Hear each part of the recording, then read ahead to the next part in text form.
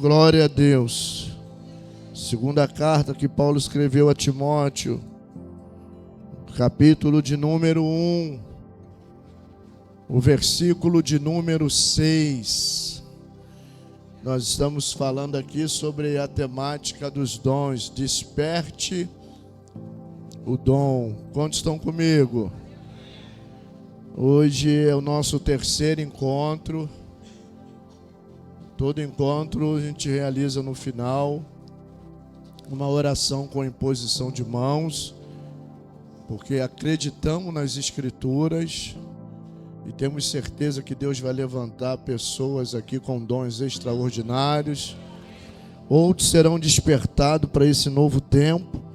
E o versículo 6 do capítulo 1 da segunda carta que Paulo escreve ao jovem Timóteo diz: Por esse motivo eu te lembro que despertes o dom de Deus que existe em ti pela imposição das minhas mãos. Eu quero pedir a você que leia também comigo a primeira carta de Paulo aos Coríntios, no capítulo 12. 1 Coríntios 12. Nós vamos ler o versículo de número 1. Depois nós vamos ler o 4, o 5 e o 6. Primeira carta de Paulo aos Coríntios,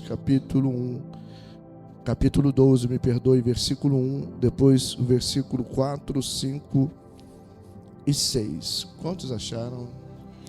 Acerca dos dons espirituais, não quero, irmãos, que sejais ignorantes. Aí no versículo 4 ele diz: Ora, há diversidade de dons, mas o Espírito é o mesmo. No 5 ele diz: há diversidade de ministérios, mas o Senhor é o mesmo.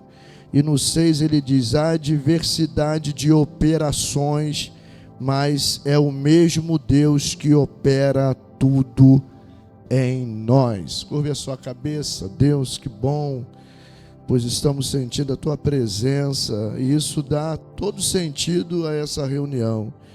Ora também, Deus, para que o Senhor possa trabalhar minha mente, meu coração, e que eu possa ser um instrumento para vidas aqui nesta noite. Seja o Senhor exaltado. Pedimos assim no nome de Jesus. Amém. Deixa a sua Bíblia na cadeira. Mais uma vez, o pastor Mateus já fez isso, mas não quero enfadá-los, mas fala com 2 ou 3 aí. Diz que bom que você veio, você está no lugar certo. Diz: seu dom vai ser despertado hoje. Seu dom vai ser reacendido hoje. E você vai sair daqui uma tocha acesa hoje, uma tocha acesa. E você vai incendiar a sua casa hoje. Aleluia! Aleluia! Dito isso, libera um aplauso bacana para Jesus aí. Senta um instantinho. Senta um instantinho. Que bacana, irmãos. Que bacana ver essa igreja assim. Que bacana saber que neste lugar tem um povo que ama a palavra. Tem um povo que ama a Deus, ama a igreja. E para nós darmos continuidade, semana passada, ainda na minha introdução na semana passada, eu falei sobre algumas atitudes negativas que comprometem o desenvolvimento do dom.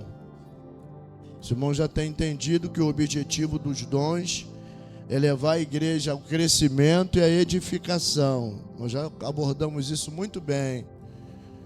Na semana passada eu falei que, além de desprezar o dom, como Paulo fala no capítulo 4, verso 14, da primeira epístola a Timóteo, existem algumas atitudes negativas que desvalorizam os dons, e nós precisamos valorizar os dons. Quais as atitudes negativas que eu falei na semana passada? Eu falei satisfação própria, quando a pessoa desenvolve o dom apenas porque gosta, desconsiderando a necessidade de fazer do dom um instrumento de crescimento e edificação para a igreja. Então não adianta você apenas desenvolver porque gosta. Você tem que entender que tem um objetivo. Abordamos isso com uma certa propriedade. Também falei que uma outra atitude negativa é a passividade. É quando você age com dom, acreditando que o compromisso e a obrigação do desenvolvimento e resultado dos dons é um compromisso apenas do Espírito Santo, uma responsabilidade apenas do Espírito Santo, e que você não precisa fazer mais nada. Só o Espírito Santo que tem que agir, e nós mostramos, irmãos, que há necessidade de nós participarmos. Apesar de tantos dons como nós não termos vida própria, é o Espírito Santo que faz tudo, nós temos uma participação para o desenvolvimento do dom. Você tem que orar pelo dom que você tem que se consagrar pelo dom que você tem que aprimorar o dom que você tem. Falamos isso aqui. Falamos que uma outra atitude negativa é a desarmonia.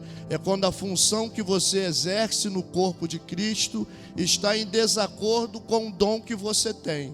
Aí você tem um dom para ir para um lado, mas você está exercendo uma função para outro lado. Que isso também desvaloriza o dom. Também nós tratamos isso aqui. Uma outra atitude negativa é o dom estrela. É quando você fica comparando o seu dom com o dom do outro, achando que o dom do outro é superior ou inferior ao seu, enquanto na verdade não existe isso no corpo. Todos os dons são importantes, todos os dons são necessários, e nós devemos considerar a todos os dons da igreja. Você está comigo aqui? Falamos sobre isso, falamos sobre a independência do Espírito Santo. É quando a pessoa, pelo fato de ter uma experiência no exercício dos dons, ter uma prática no exercício dos dons, ela então começa a confundir entre a capacidade divina e a capacidade humana. Aí ela quer exercer os dons pelos seus recursos naturais, sem depender do Espírito Santo. Também não dá certo. E terminamos falando sobre a proibição dos dons. Como Paulo diz, não proibais. A necessidade de nós darmos as oportunidades para as pessoas desenvolverem os dons. Hoje eu quero, com a ajuda de Deus, já começar a falar dos dons propriamente dito. Fazer uso de um dom, tecer um comentário, para depois nós fazermos uma oração. Eu creio muito na oração. Eu creio muito na Bíblia, irmão. Você está comigo aqui? E eu vou fazer uma divisão dos dons de uma forma diferente, porque a nossa teologia pentecostal, ela divide os dons do Espírito Santo da seguinte maneira. Existe uma divisão dentro da teologia, que eu não quero dizer que esteja errado, está certo. E o que eu vou falar também não é errado, é certo. É uma maneira da gente pensar que não compromete em nada a temática, não compromete em nada o assunto. Mas nós entendemos que existe o desenvolvimento dos dons estão associados a Deus na pessoa da Trindade. Então os dons se dividem assim. Consegue colocar aí para mim? Os dons se dividem assim. Não, seria outro. Seria isso. 1 Coríntios 12, do 4. 1 Coríntios 12, 4, o Espírito Santo. Esse texto que nós lemos aqui. O texto que nós lemos de 1 Coríntios 12. Eu vou ler com você aqui. Só para a gente... Hoje é terça-feira é culto, dá? Então veja bem, no versículo 4 diz assim: ora, há diversidade de dons, mas o Espírito é o mesmo. Então, existem os dons do Espírito Santo. Esses dons são dados pela pessoa do Espírito Santo. O outro, volta lá para mim, Thaisa, por favor. Isso. A outra, 1 Coríntios 12, 5, deixa aí, 1 Coríntios 12, 5 diz assim: e há diversidade de dons, mas o ministério, há diversidade de ministério, mas o Senhor é o mesmo.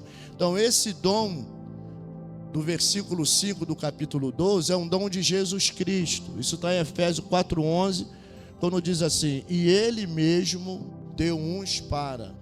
Porque ali na coluna do capítulo 4 de Efésios, no versículo 7, fala que Jesus Cristo concedeu os dons. No versículo 11, fala dos dons quais são: apóstolo, profeta, evangelista, pastores e mestres. Então entende-se que esse dom de Efésios 4 é dons de Jesus Cristo. É a mão de Deus na igreja. Por isso tem 5 dedos: apóstolo, profeta, evangelista, pastores e mestres. É dom do Espírito Santo.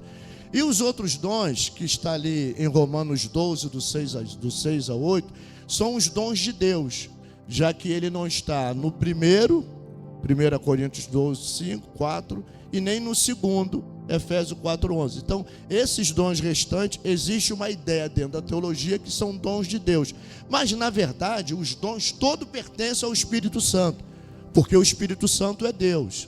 Eu estou só mostrando aqui porque existe essa ideia dentro da teologia. E eu vou trabalhar os dons de uma outra maneira. Hoje eu vou começar a falar sobre os dons que envolvem a oratória.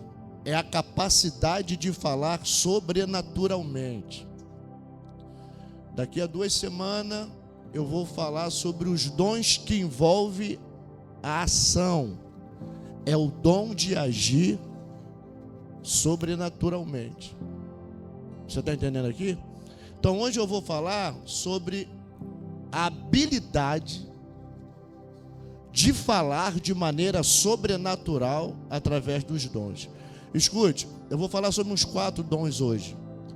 Eu acredito que eu vou achar pessoas aqui hoje. Ou por que não dizer, você vai se achar aqui hoje. Você está comigo? Eu não sei se tem alguém orando aqui pelo seu dom. Senhor, me desperta. Senhor, me ilumina, me dá uma direção. Eu quero crer que com a minha palavra tão simples e rasa, meu argumento tão pequeno, o Espírito Santo vai acionar o seu coração, vai despertar. Era para você dar um glória a Deus. O primeiro dom que envolve a capacidade de oratória está em Romanos, capítulo de número 12. Abre lá, versículo de número 7.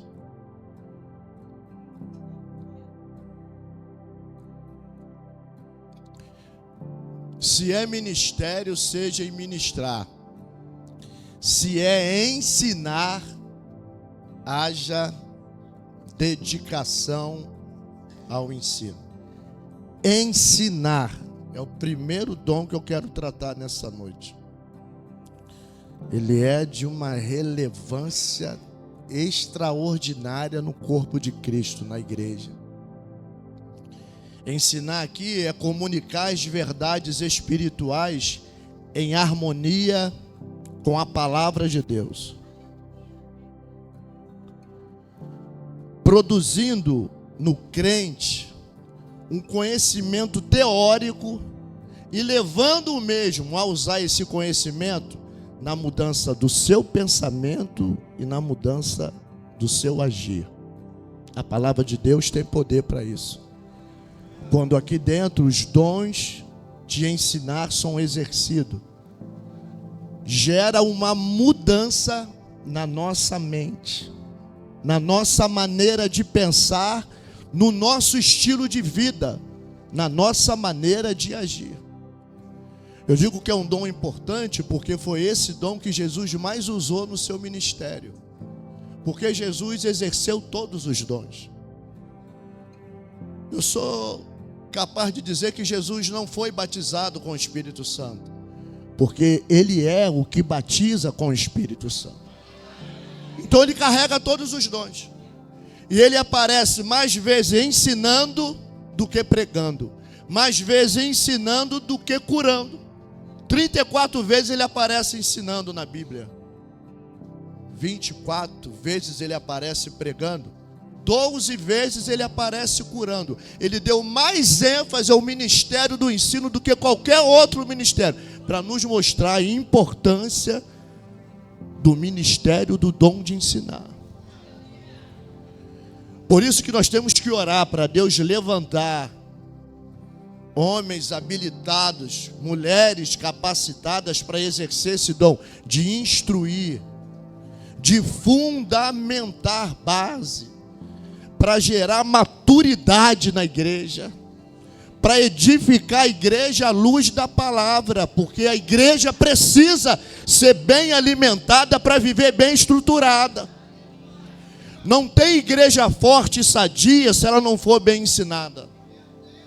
Você está comigo aqui? Isso aqui é fundamental. Nós termos na igreja esse ministério aqui, o dom de ensinar. O campo de ação desse dom é a igreja local. Ele é diferente do dom de mestre. Ele é para ser exercido aqui dentro da igreja local. Aqui tem pessoas com esse dom para instruir, para esclarecer os crentes acerca do mundo de Deus, do mundo espiritual, para a igreja se desenvolver, para a igreja crescer, porque igreja é um lugar pedagógico, irmão. Igreja é lugar de aprendizado. No capítulo 24, é o 27:4 que diz: uma coisa pedirei ao Senhor. Vê aí se é o 27:4, Salmo, vê aí. Não estava dentro de outra coisa aqui não, mas vamos ver aí. 27:4, tá aí. Uma coisa pedi ao Senhor e a buscarei, que eu possa morar na casa do Senhor todos os dias da minha vida, contemplar a sua formosura, adoração. Isso aqui é adoração. Mas depois ele termina dizendo assim: e aprender no seu. Então isso aqui é um lugar pedagógico, é um lugar de aprendizado. Por isso até nós que pregamos e ensinamos temos que ter essa consciência de gerar conhecimento, crescimento, maturidade através do ensino, através da palavra de Deus. Nós que usamos o altar, nós que temos o dom, temos que ter esse compromisso, porque foi nos dado o dom para isso, o dom de ensinar, para amadurecer a igreja, irmão. Porque se a igreja não cresce através dos seus ensinadores, o crente se torna menino. Pedro diz na sua epístola 3,18, ele diz assim: antes crescei na graça e mais em quê? Pedro 3,18, vê se tu acha para mim. Antes crescei na graça e conhecimento. Olha só a proposta do apóstolo Pedro. É o nosso crescimento, é um crescimento equilibrado. A graça aqui indica a experiência que nós temos que ter com Deus. Temos que crescer, mas também temos que crescer no conhecimento. Temos que ter entendimento. Porque se você cresce só na graça e você não cresce no conhecimento, você se torna menino. Você tem atitude de menino, 20 anos de crente, mas é menino. Você está comigo aqui? E é perigoso quando se desenvolve a fé só crescendo na graça. Solta um menino para você ver o que ele faz. Eu estou vendo pais aqui que está com um menino, está ali, está prendendo o garoto. Se soltar já era, irmão. Menino, mas menino é assim.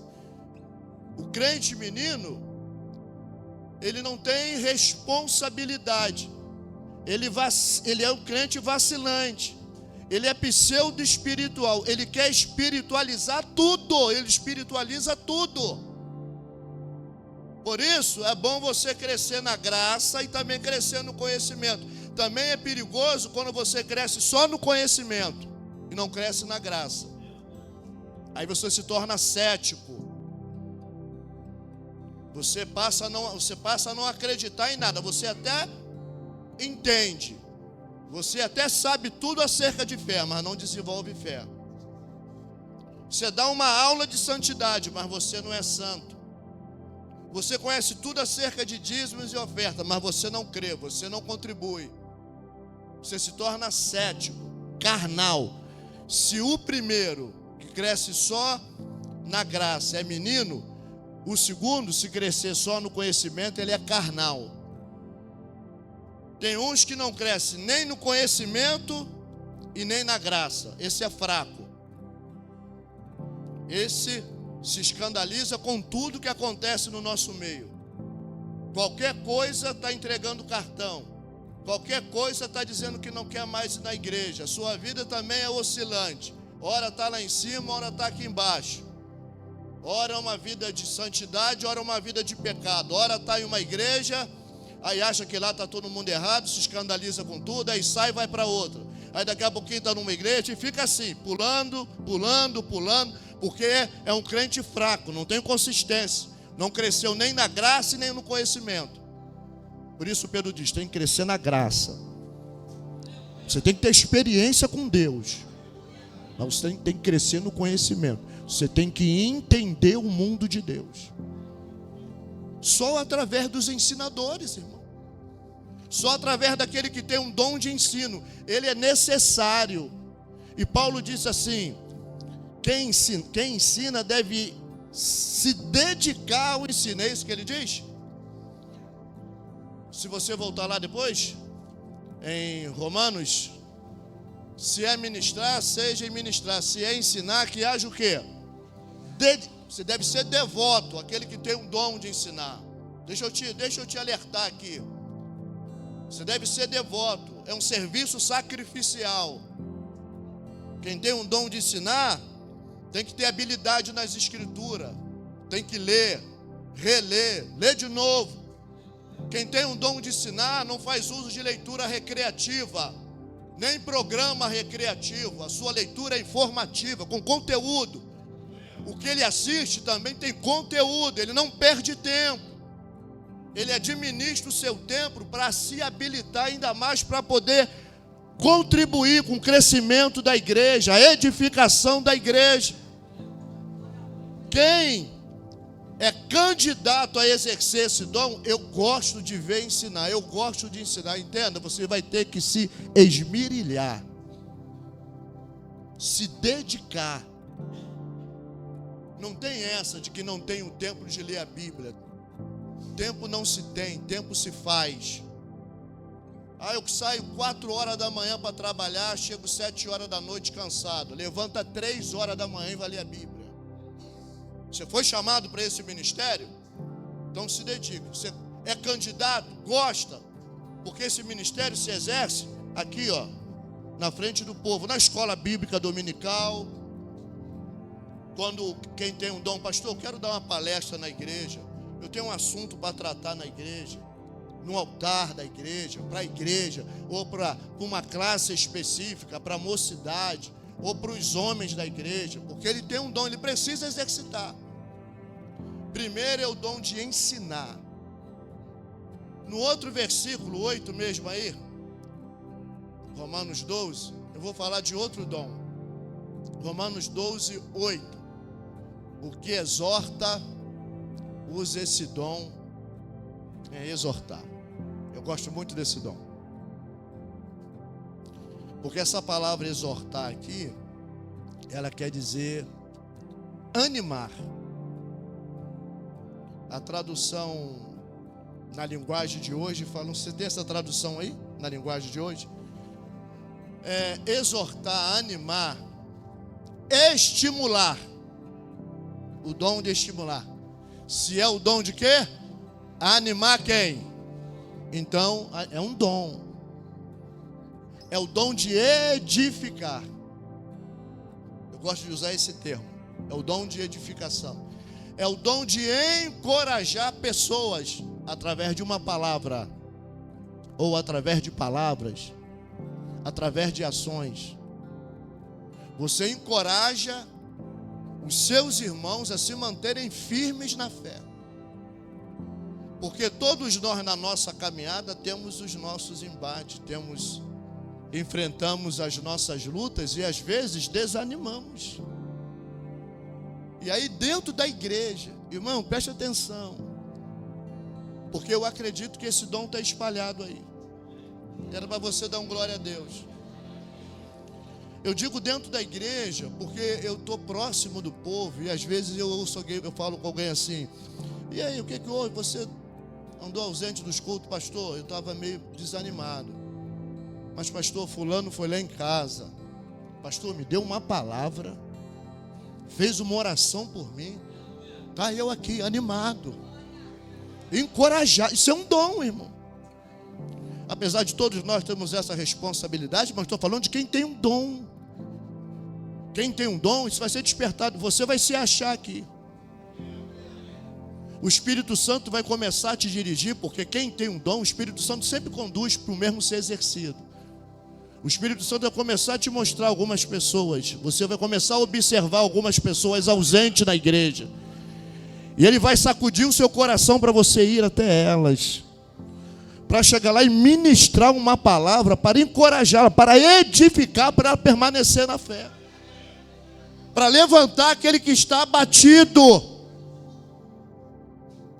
E isso você vê na Bíblia. Olha Paulo, segunda carta aos Coríntios, capítulo, vê se é 7:5, se não for é 5:7. Olha o apóstolo Paulo.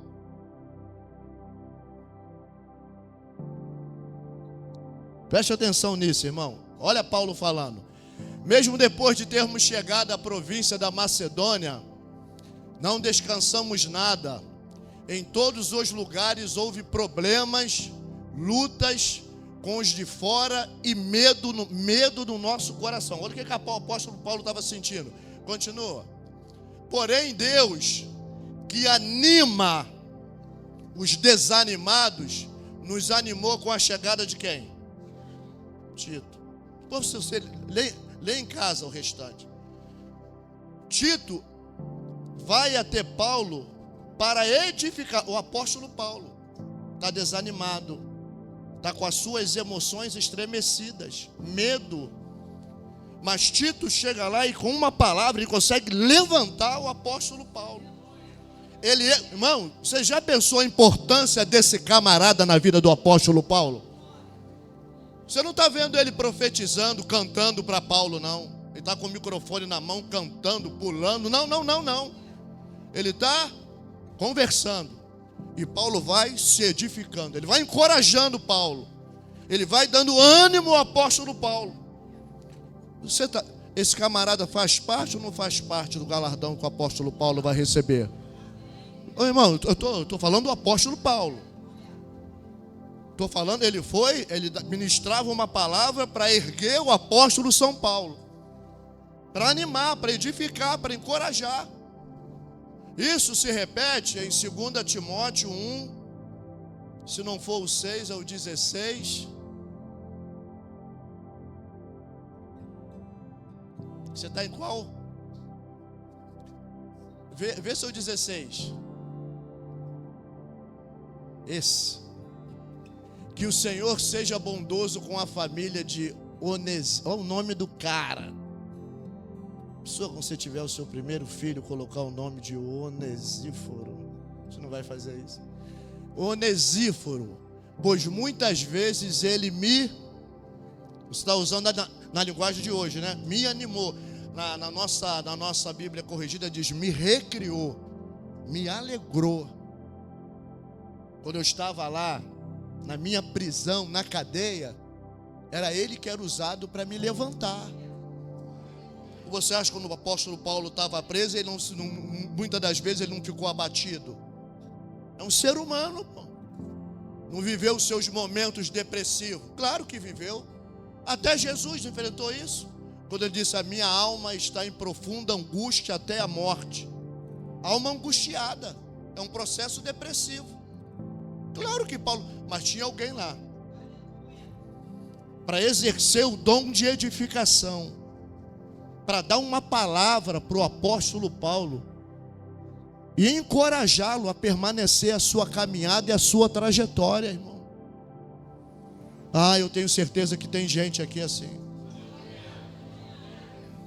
Eu reforço o que eu falei aqui na primeira vez. A ajuda e a resposta de muitos irmãos que estão enfrentando a sua luta nem sempre está na boca do pastor, nem na boca dos irmãos do ministério. Está em alguém que está do seu lado. Alguém aí que Deus separou exclusivamente para o ministério da edificação, para te usar. Tem gente que sabe o que eu estou falando. Tem gente que exerce esse trabalho. Uma palavra, se aproxima, faz uma oração e daqui a pouquinho a pessoa está lá caminhando, servindo a Deus, prestando um serviço ao Senhor, porque dentro da igreja tem o dom de exortação, tem o dom de edificação. Quantos conhecem uma pessoa assim, que tem esse dom de edificar? Olha aí, quanta gente. Eu quero crer que você tem esse dom.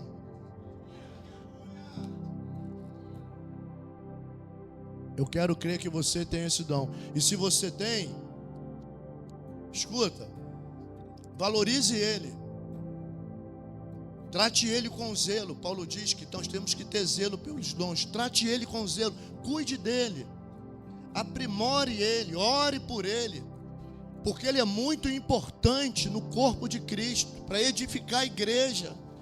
Quantas pessoas não pararam no meio da sua trajetória porque não tiveram alguém com uma palavra para encorajá-los? Quantas pessoas na sua caminhada, eu tenho certeza que você conhece muita gente que ficou para trás, pô. Imagine se tivesse pessoas ao seu lado os encorajando, edificando, exortando, animando, eles estariam aqui hoje. O dom de exortar. Eu vou orar, estou orando muito por esse dom. Vou orar mais ainda. Porque na medida que a gente ganha, se vacilar, a gente perde. As adversidades, as lutas, os bombardeios da vida tem parado muita gente. Não adianta a gente ficar só pregando, falando línguas estranhas aqui em cima, com gente morrendo lá fora. Aí você vê a importância desse dom. É um dom que ninguém vê, irmão. Aí é que a gente entra. Aí é que a gente entra nesses dons que não tem visibilidade na igreja. Eu disse aqui que todos os dons são importantes. Eles trafegam no mesmo eixo, mas nem todos têm a mesma visibilidade. Todos eles são importantes. Você quer ver? Eu abro um parêntese aqui. Eu estou vendo essa igreja cheia. Pô, glória a Deus, pô. Domingo isso aqui está explodindo, glória a Deus. Eu pastorei uma igreja que precisa orar muito mais. Muito mais. Mas o mínimo que eu tenho de peso de oração é nas quarta-feiras de manhã. Ninguém vem. Eu costumo chamar essas mulheres de oração de crente raiz. A árvore está bonita, está frutífera, mas isso tudo é por causa da raiz que ninguém está vendo. Elas não têm visibilidade nenhuma. A gente chega aqui e prega, meu Deus, o pastor prega muito, fulano canta muito, fulano toca muito, meu irmão. Se não tiver base, não tiver raiz, ninguém aqui em cima faz nada. O dom de edificação é isso aí. Você está exercendo, ninguém está vendo, mas lá no céu tem uma recompensa para você. Se você tem esse dom, ore por ele. Amém, irmãos? Efésios 4:11, eu vou começar a terminar a minha fala. Ah, Deus, ajuda o teu povo, Senhor. Desperta o teu povo. Aleluia. Aleluia. Foi ele quem deu dons às 4:11. Ele escolheu uns para serem apóstolo, profeta, para evangelista, para pastores e mestre. Deixa eu ficar no mestre, para a gente já associar o... Está indo na linguagem de hoje? Vem para corrigir. Os mestres, eles são também de extrema importância na igreja. Eles possuem uma capacidade, o mestre possui uma capacidade sobrenatural de fazer com que os assuntos mais profundos das Escrituras se tornem simples ao chegar na igreja. O mestre consegue simplificar aquelas temáticas, aqueles assuntos mais profundos, ele traz assim, esclarece. Mestre é diferente, nós entendemos isso, é uma ideia da teologia pentecostal que é diferente, porque O ministério do ensino você exerce dentro da igreja, aqui dentro, na igreja local. O mestre já é de caráter regional, já é fora. Ele já tem reconhecimento, não só na igreja, tem reconhecimento fora da igreja. Porque a ideia dele é tratar do corpo de Cristo, da igreja universal e não da igreja local. Porque Paulo, quando está falando aqui, ele deu uns para apóstolo, profeta, evangelista, pastores e... Isso aqui é a mão de Deus dentro da igreja universal aqui, ó. Apóstolo se relaciona, mais pra frente eu vou falar melhor, se relaciona com todos os outros dedos. É o ministério carismático, que ajunta pessoas. O profeta já não tem essa habilidade. O profeta agrada a uns, mas desagrada a outros. Uma mensagem dura, de repreensão. Ela está para quebrar mesmo. É perna de 3 nas costas no lombo da turma. Evangelista é o maior dedo, porque as maiores obras foram feitas por evangelista. Pastores é o dedo do casamento. O pastor está casado com a igreja. Ninguém conhece a igreja melhor do que o pastor. Mestre é o dedinho mindinho. Ele tira a dificuldade do corpo. É ele que tira aqui. É ele que vem aqui.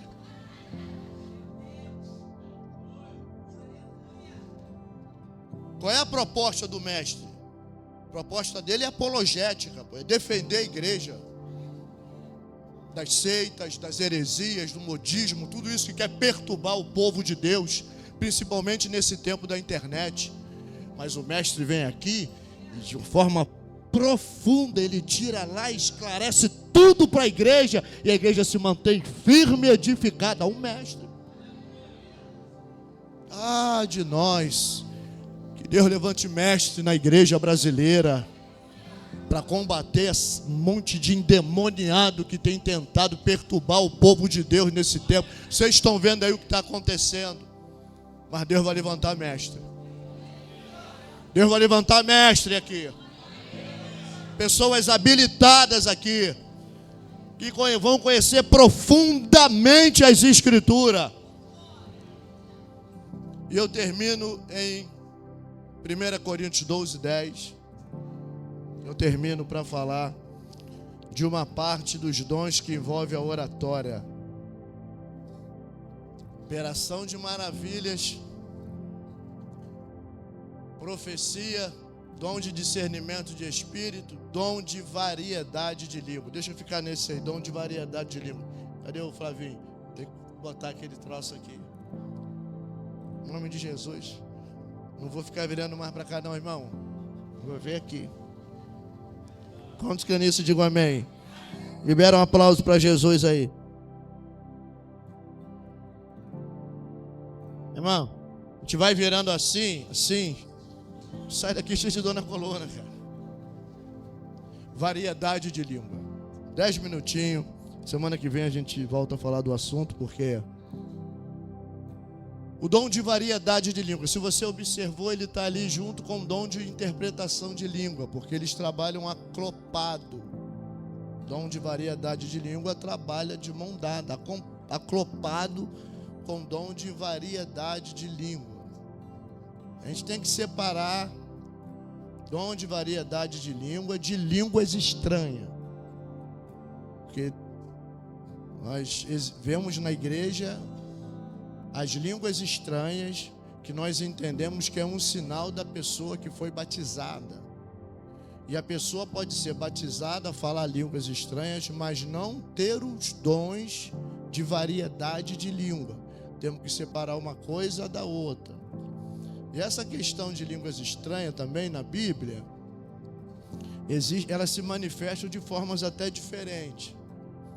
Porque se você pegar em Atos 2, quando o Espírito Santo desceu, observe que os discípulos que estavam aguardando a promessa, eles foram batizados com o Espírito Santo. Mas eles foram batizados com o Espírito Santo numa língua estranha para eles, não para aquelas nações que estavam ali. Vamos ler lá, Atos 2, vamos ler alguns versículos, tá? A partir do versículo, Atos 2, a partir do versículo 2, Atos 2, vamos ler aqui rapidinho. E de repente veio do céu um som como de um vento veemente, impetuoso, encheu toda a casa que estavam assentados. 3. E foram vistas por eles línguas repartidas como que de fogo, as quais pousaram sobre cada um deles. Vai. E todos foram cheios do Espírito Santo e começaram a falar noutras línguas, conforme o Espírito lhes concedia que falassem. Vai. E em Jerusalém estavam habitando judeus, homens religiosos, de todas as nações que estão debaixo do céu. E quando aquele som ocorreu, ajuntou-se uma multidão e estava confusa, porque cada um os ouvia falar na sua própria língua. Vai lá.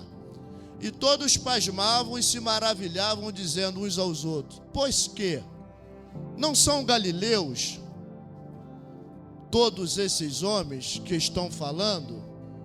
Como, pois, os ouvimos cada um na nossa própria língua em que somos nascidos? Vai.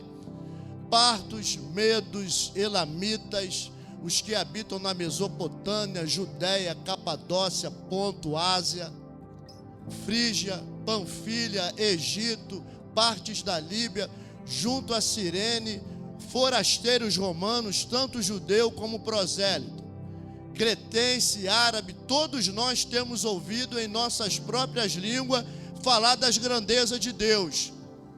E todos se maravilhavam e estavam perplexos, dizendo uns para os outros: o que quer dizer isto? Tá bom até aí. Os outros zombavam, dizendo: estão cheios de vinho. Então o que está acontecendo ali? Eles estão na festa do Pentecoste, o Espírito Santo desce sobre os discípulos, e eles são batizados com o Espírito Santo e começam a falar línguas estranhas para eles que estavam falando. Não era estranha para quem estava ouvindo. Vocês observam que tem 16 nações ali representadas, tudo estava na festa. Então o Espírito Santo vê, eles começam a falar na língua. Como é que pode? Não são judeus?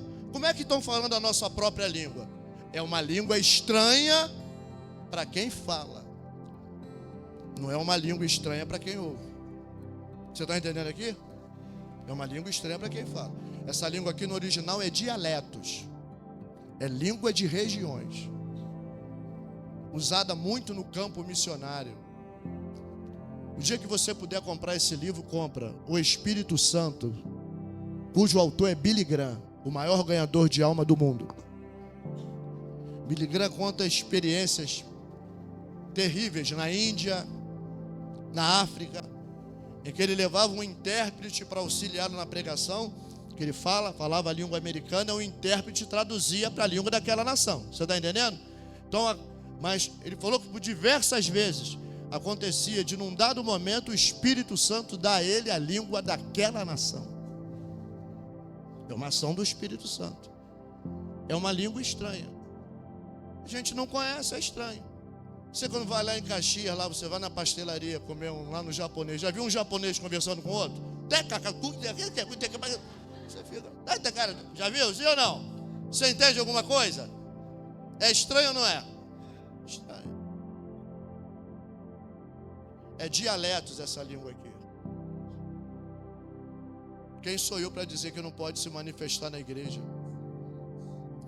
Quem sou eu com a minha teologia tão rasa dizer que o Espírito Santo não pode batizar você com essa língua? Quem sou eu? Aonde está na Bíblia? Ainda mais as operações do Espírito Santo, que ele age como ele quer. O vento, disse Jesus, não sabe de onde vem nem para onde vai, e assim é os que são nascidos do Espírito. A outra língua é 1 Coríntios 14, versículo 2. Isso não tem nada a ver com variedades de língua, tá? Eu estou falando aqui. Porque o que fala em língua estranha, tem aí essa tradução? Está na corrigida não, né? Porque o que fala em língua desconhecida, é esse. Porque o que fala em língua estranha não fala aos homens, senão a Deus. Porque ninguém entende. Aquela língua de Atos 2 entende. É ou não é? Sim ou não? Essa língua aqui não entende. Fala aos homens. Estranha, não fala aos homens, senão a Deus. Porque ninguém entende. E em espírito fala de... Mas essa língua aqui nós entendemos que é uma língua como sinal de batismo. Que no capítulo 14, a partir do verso 12 de 1 Coríntios, Paulo fala que ela é para a nossa edificação. É um mistério que você fala, sinalizando que você é batizado. É a língua que você carrega como a evidência do seu batismo. Ninguém entende você falar nela. Você fala, você está entendendo aqui comigo? Para que essa língua? Então, semana que vem nós vamos começar falando disso melhor. Para quê? Para a sua edificação. Que fala em línguas, fala para a sua própria edificação. E ninguém entende que você está falando em mistério. Não adianta forçar a barra. Vem cá, bem. Eu já dei esse exemplo aqui. Lá para o lado de Chavante tem isso, para o lado de cá não tem isso não. Aí você vai lá no culto, aí chega lá, o irmão coloca a mão na cabeça.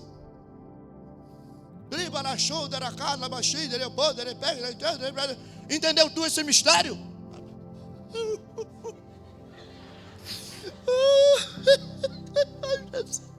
É verdade, verdade coisa nenhuma. Você não entendeu nada.